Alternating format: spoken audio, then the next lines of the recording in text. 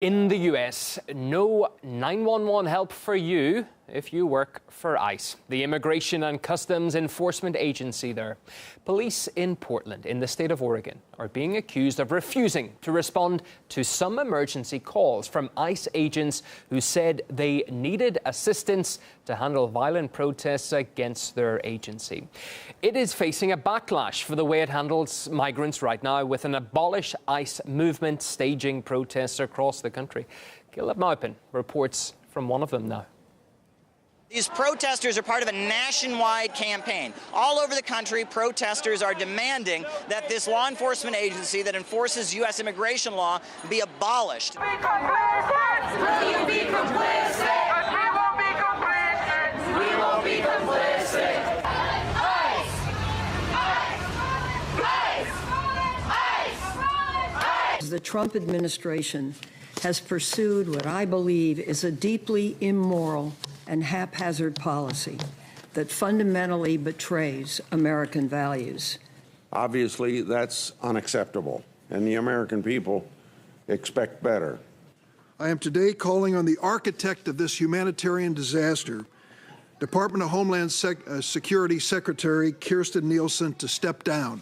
Protests like this are happening all over the country, and in fact there were protests in Portland, Oregon for up to a month. Up to a month leading up to July 25th, there were protests outside the ICE office in the city of Portland, Oregon. A lot of ICE employees said that they actually felt threatened by the protesters. They said the protesters were menacing them, that they were blocking the doors to the building, not enabling them to do their jobs properly, kind of interfering with their lives. They called the police very frequently. Now, Ted Wheeler, who is the mayor of Portland, Oregon, instructed the police department not to respond to the calls from the federal employees. In this case, I've consistently stated that I do not want the Portland Police Bureau engaged in securing federal property that houses a federal agency with its own federal police force.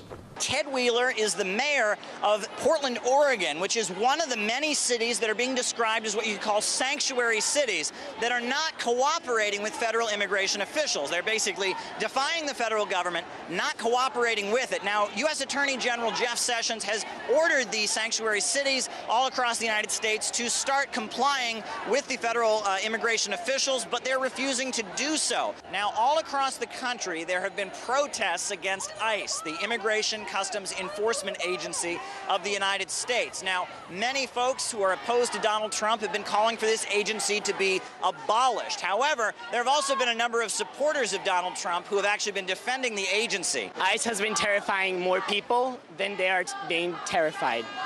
I'm sorry.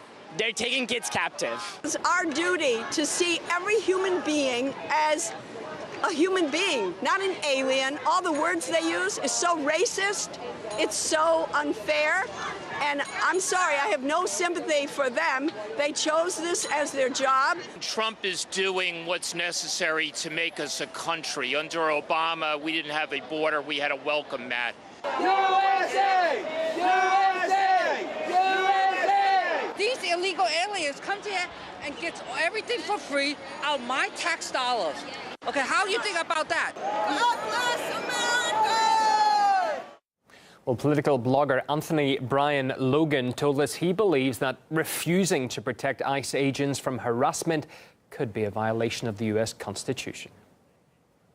Every person has that right as a U.S. citizen, so they're breaking the law, they're breaking the Constitution. Well, the case in which they're talking about is just two random ICE agents walking and they're being harassed by protesters. The local police should put a muzzle on the protesting rather than making the federal government come in and then put boots on the ground. I think the regular police would be a much better alternative than having the federal police come in and try to patrol the streets. I think you will see more confrontations like this. This is not anything new. This has been going on for a little while, ever since Trump got elected. And these people are totally irrational, and they're driven largely by the mainstream media. As long as the mainstream media is complicit in this, you'll continue to see more things like this, unfortunately.